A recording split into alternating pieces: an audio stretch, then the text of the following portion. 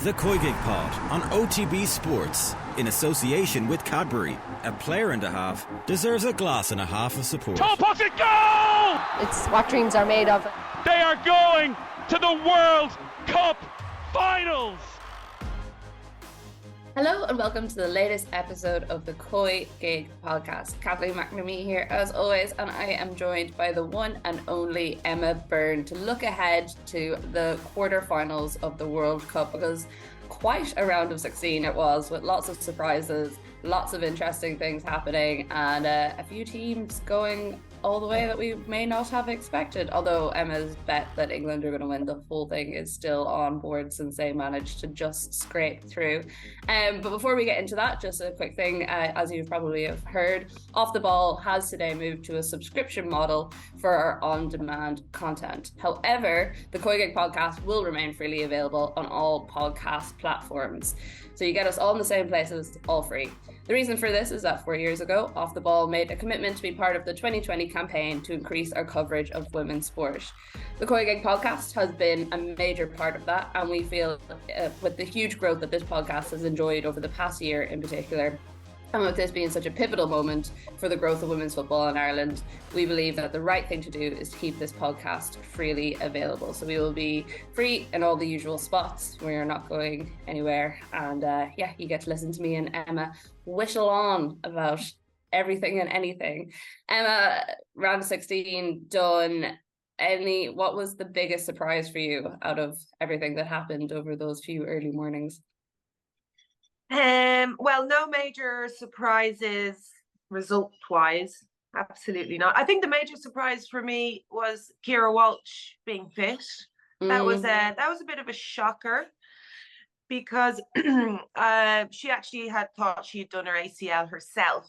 And usually when a player says that herself, like if I were a physio on the pitch and a player said to me, I've done my ACL, I would be definitely a little bit worried. She said she heard something go, she felt something go, but no, she's perfect. And she played 113 minutes. So there's definitely no question over her fitness, which is great for England and great for us as spectators, because she's a fantastic player. I think the other major talking point is England again and Lauren James. And that's that was a bit of a shocker for me, because she's generally quite calm, she's quite controlled, and I haven't seen her do that before, to be honest. I've seen her get a little bit ratty once or twice on the pitch. That happens as well. Yeah, I mean, who doesn't? But yeah, to do that at that moment was very, very silly. So yeah, that was a bit of a shocker for me. But apart from that, nothing really. It was always Spain, Netherlands, Japan, Sweden, Australia, France, England, Colombia. It's what I expected, really. I was hoping for Jamaica, but my heart said Jamaica, but my head said Colombia. Yeah. Even Sweden getting past the United States, that wasn't too much of a surprise for you? Not really, no. I mean, I did say I thought the United States would go through just because of their history. You know, when you actually looked at the previous games, it should have been Sweden, to be quite honest. They were going into the game in form. Not a great goal scoring team, but solid and good at getting forward. And the US went in such bad form, like horrible stats, completely new DNA on the pitch in terms of style, players, everything. So yeah, it wasn't a surprise for me, to be honest. It was a surprise that they had got there in the first place, because Portugal should have beaten them in that final game. Oh, they were so close. Like, even watching the Sweden game, I was like, I wish this was Portugal I was watching and not the United States. Although, if I had been watching it, that meant we would have been deprived the moment where Alyssa Naylor stepped up, got the penalty, and also saved one afterwards. Have you ever been in a situation like that where you had to take a penalty and save one? Yes, but it was with Leixlip United. I'm not going to say how far back it was. And yeah, I had to take a penalty in the cup final, and it went completely the opposite way than where I was thinking it was going to go. But it was top corner, and everyone thought I struck it so beautifully. But I was like, oh my God, total shank. It doesn't matter, as long as it goes in, no one ever needs to know that. Hopefully there aren't too many of them listening to this podcast, and well, next time you're back out at League Cup, we won't be able to shame you into the actual truth. So anyone who hasn't been following it, the quarterfinals, Spain versus the Netherlands, that's Friday 2 a.m, which is very, very early. I feel like at 2 a.m you might as well just stay up rather than going to bed. Japan, Sweden, 8:30 on Friday morning, and then Australia, France on Saturday at 8 a.m, and then England versus Colombia at 11:30 on Saturday. Which of those ties do you think is going to be the crunch interesting tie that you're really looking forward to, bearing in mind the time? So many. I honestly cannot wait for the next game, and I have never been like this. I'm always like, oh, there's a day off here, I'm going to do this. I'm like, when's the next game? When's the next game? I cannot wait to see Japan play again. Don't care who they're playing. I just want to see them play. They are just fantastic to watch. But I think it's going to be very interesting because Japan, their weakness is in the air, in set pieces, and Sweden's strengths are in the air and set pieces. In fact, it's all that we've really seen from Sweden. It's how good they are in set pieces. So I'm kind of hoping that Japan, well, they don't give away. They don't give away free kicks. They're so disciplined, and they do give away corners, but generally they're okay at defending corners, to be quite honest. Kumagi is in there. She does well. But yeah, I'm just hoping for Japan, just because I'm in love with Japan at the moment, totally in love. Also, I think it's going to be interesting to see how Spain do against the Netherlands, because they've been poor, Spain. They changed their team for Switzerland. Switzerland aren't good. Like, I don't think Switzerland are an opponent that I can talk about how, Spain have scored these goals, they've improved. No, I'm not. That's not what I'm going to talk about, because the fact is they should have beaten Switzerland easily. And they changed the team around, which I find really interesting because, well, first of all, we should talk about the goalkeepers, because he's changed the Kata in goal, who is the keeper that sits on the bench at Barca, for Sandro Panos, who he has left behind, not in the squad. I find that really baffles me. Anyway, I want to know what team he's going to pick. And if he picks the same team as Switzerland, that means he's dropped the players from the Japan game because of their form, because he blames them for the mistakes, and he's generally annoyed about that. Because it's difficult. It's a difficult one for him. They're under serious pressure, Spain. And then we've got the Netherlands, who've got this young team, really good players. Looking forward to see how Brutes does on the left. She was excellent the last 4 games. So just in general, I'm looking forward to see those two teams and the team selection from Spain more than anything. And do you think there's a team that the Jorge Vilhelda's over there that he can pick that will be effective against this Netherlands team? And because they're so close to like a final sort of situation, which would be very strange for the Spanish team considering everything that has happened in the last year or so. Yeah, I mean, he's got loads of players. He can pick from. They're so good. The problem with Spain has always been, including the men's team, is that number 9 position. Against Switzerland, he actually had 2 number 9s on the pitch. Like, it just goes from one extreme to the other. He's been playing Jenny Hermosa as number 9. She's not a number 9. She never runs into channels. She's excellent on the ball. My dad's just walking past her. She's excellent on the ball when she drops into midfield, but then you struggle, don't you, with that number 9 up there. He had 2 number 9s against Switzerland, and Esther Gonzalez and Redondo, who are both excellent players, but who don't play. Gonzalez doesn't play for Real Madrid. She hasn't got the minutes in her legs. So it's going to be interesting. I think he's going to be more worried about the back line. I want to know if he's going to keep Laia Codina in there as centre back, because poor Rocio didn't have a great game against Japan, and also Ivana was injured and she didn't come back for that game. So yeah, it's going to be interesting to see what backline he picks, and if he picks Alexia Putellas in the squad, because she didn't play against Switzerland. So yeah, it's all about team selection for me. But he has loads of players to choose from. It just depends on whether he wants to play one number 9, two number 9s, or no number 9s.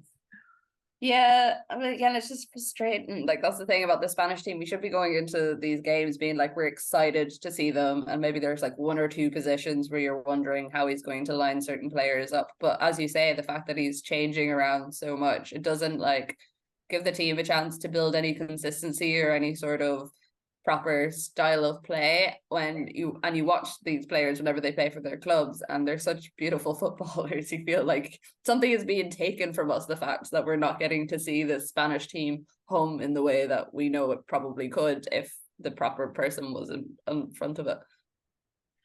Well, yeah, I mean, he's got the players. He's got a team with 6-7 players that's won the Champions League, that would be considered the best players in the world, and they just can't get past the quarterfinal stage.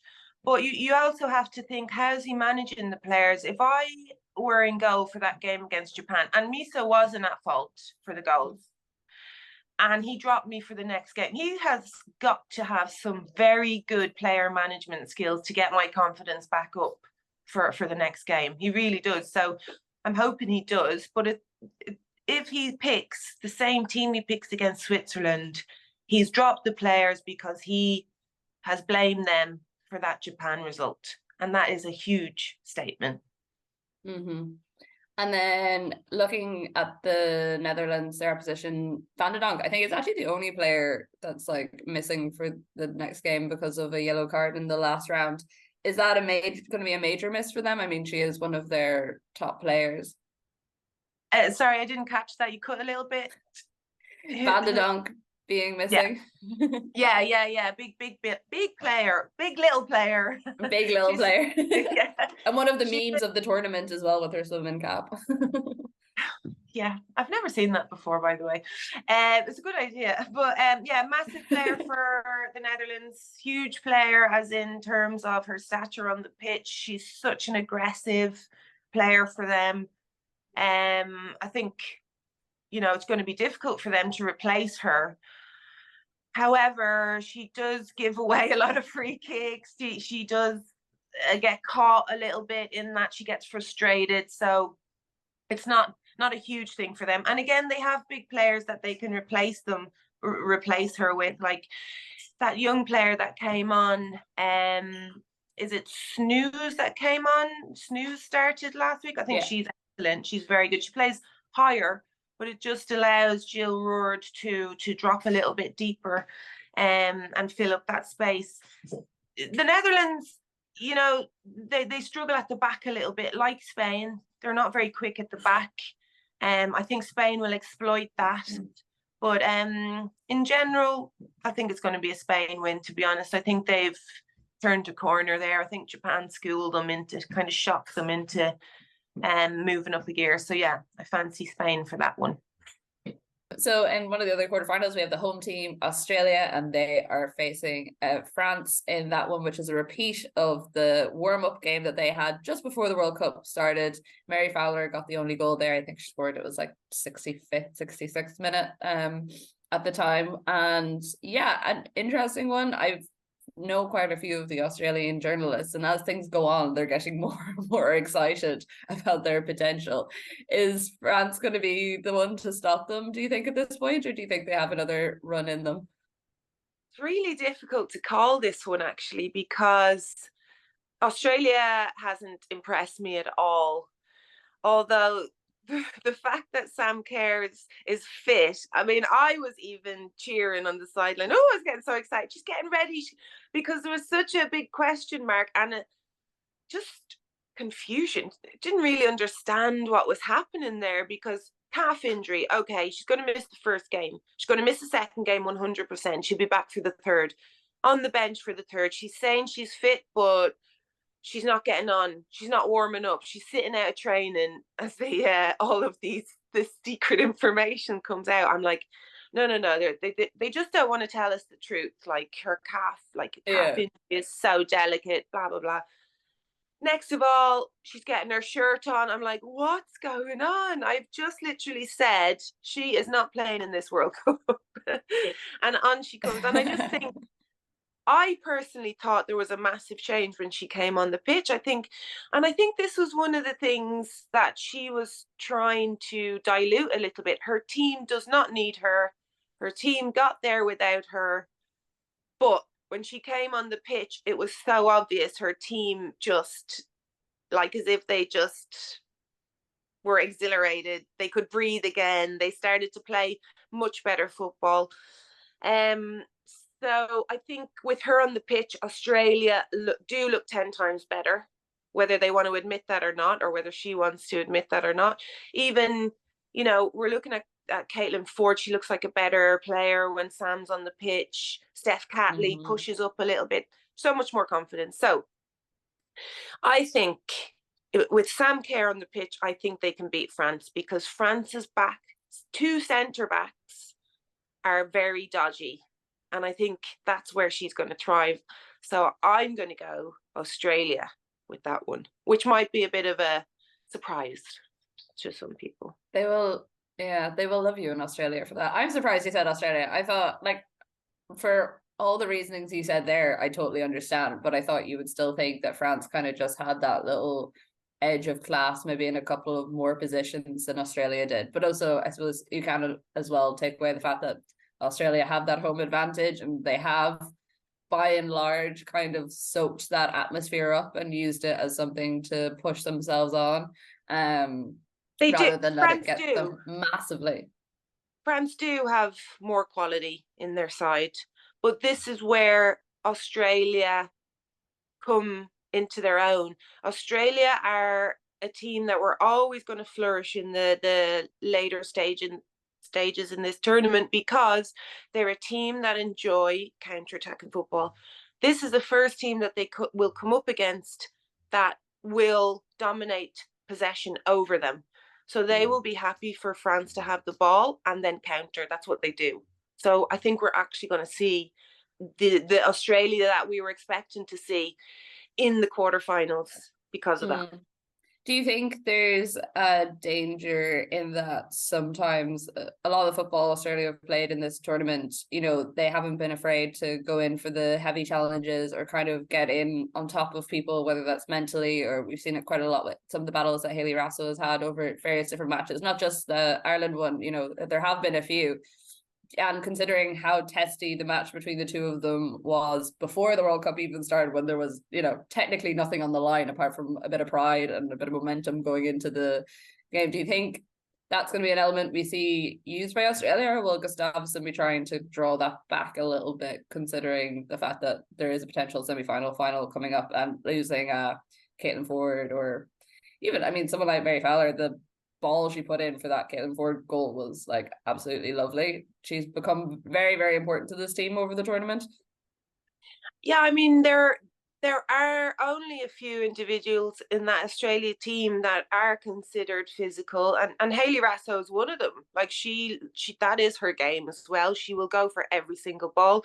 She'll go for balls that you will close your eyes in, because she just doesn't. I feel like you could never ask Hayley Raso to play a very tactical pressing game, put it that way, because she just goes, and there's no other way. So that is her game. That's going to be her game against France. I think it's going to be an interesting clash between her and Karshawi. She also has to worry about Basha, because they play very well together, and Australia's midfield are very narrow. They've Kira Cooney-Cross, who's had a really good tournament, by the way, and Katrina Gorey, who doesn't go in for those physical battles. So, yeah, it's going to be difficult for Raso, because I think she's going to have to be tracking back a lot. So I think Australia are going to try and play down their left-hand side.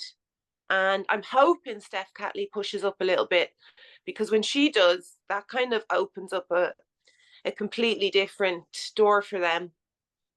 So, yeah, in terms of physical battles, I don't think we're going to see physical battle. I think it's going to be very, very tactical. And I think it's going to be all about that midfield with Cooney-Cross and Gorey and depends on if they're going to play Kenza Dali.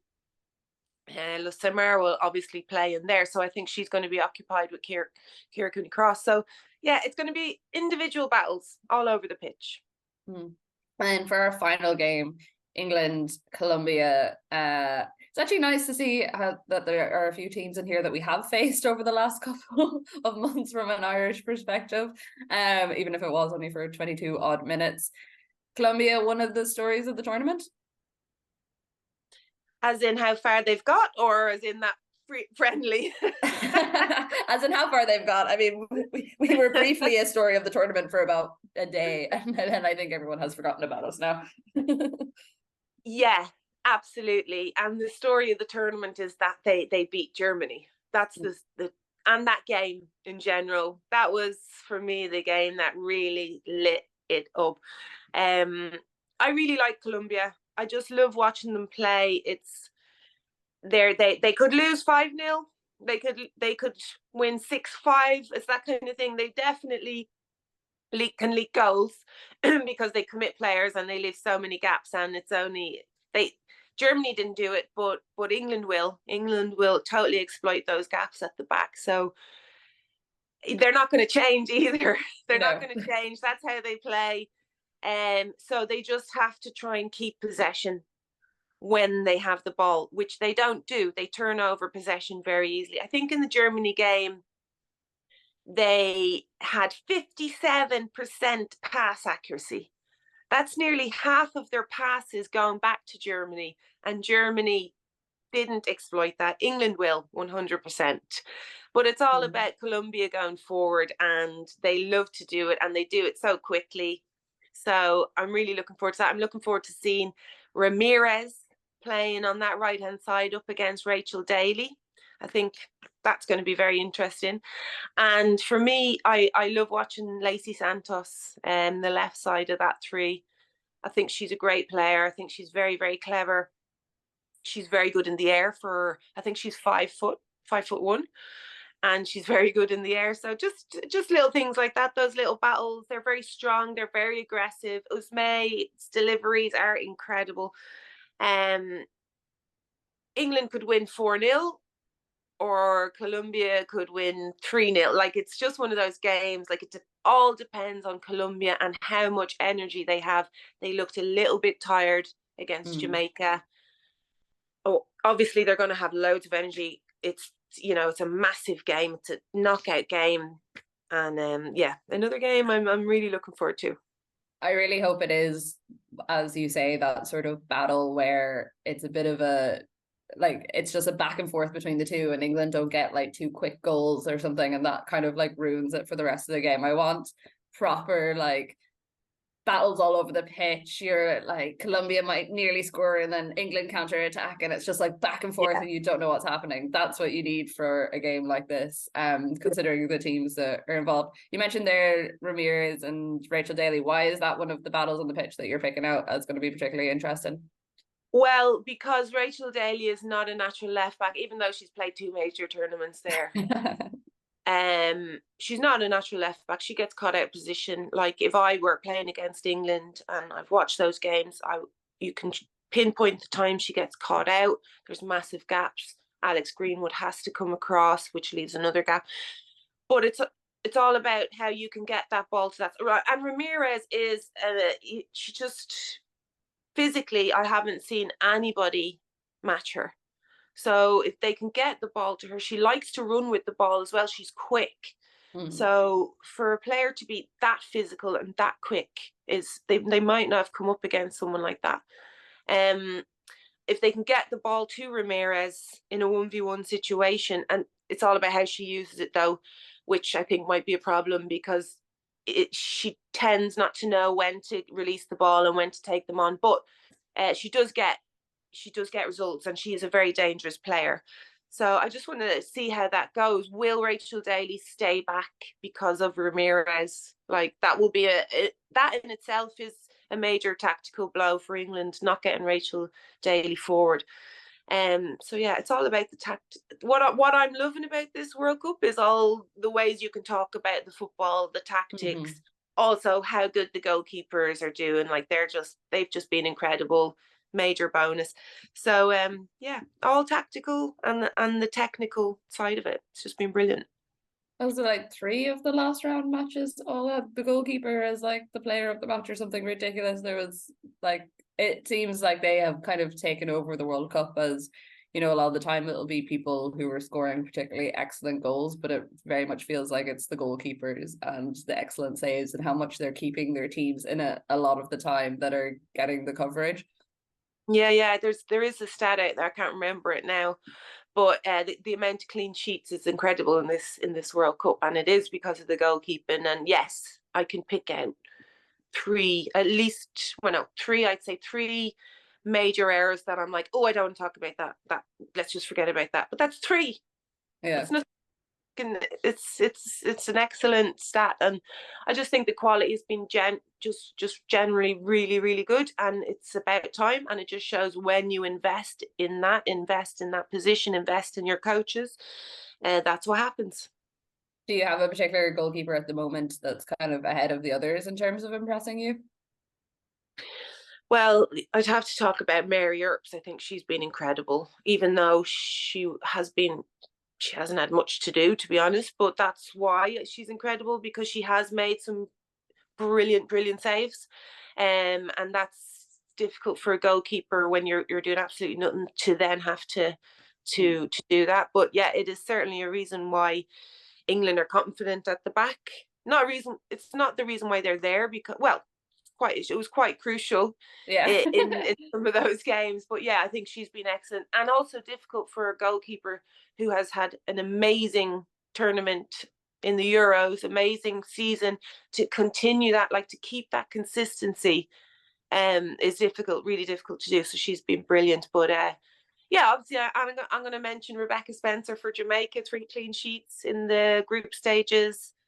She's only conceded 1 goal in the whole tournament. So yeah, she's been brilliant also. Yeah, when Mary Earps was like walking over towards the goal for the penalty, it's like, I would love to have been in her head in that moment. She just looked like a dog ready to get out of the traps. She was like in the moment, ready to go. And I was like, I feel sorry for anyone having to actually face her right now, because she just looked so in tune and like she was going to do whatever she could to keep that ball out of the net. She would have been in her element at that moment. She really looked it. Really enjoying that moment, because she is extremely confident. She's an extremely confident goalkeeper, person in general. And that's what makes her so good as well. You have to have that thick skin. You have to be confident. And if you're not, you have to be able to fake it. So even if she's not feeling that great, you would never know. You would never, ever know.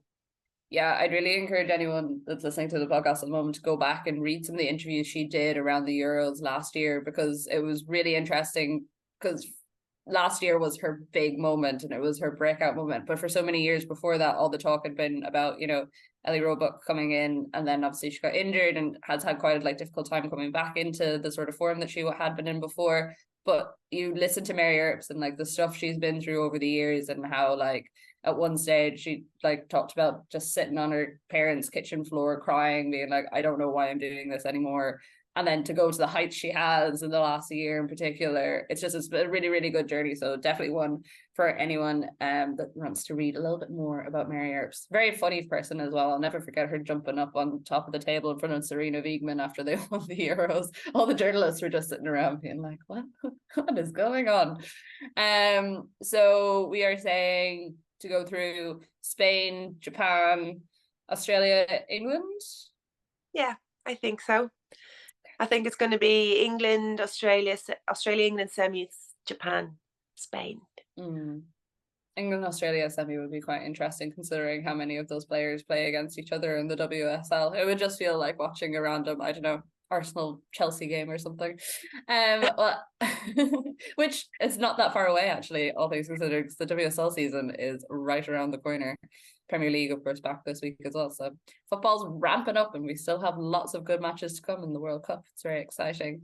Emma, thank you very much as always. The COYGIG podcast on OTB is brought to you by Cadbury, official snack partner to the Republic of Ireland women's national team. We will be back, as we always are, with more podcasts coming, since there is still plenty more football to play. Thank you all for listening and joining along, and please do get any thoughts, queries, comments into us at the COYGIG Pod on Twitter. We always enjoy hearing from you, and thank you for listening. The COYGIG Pod on OTB, in association with Cadbury, official snack partner of the Republic of Ireland women's national team.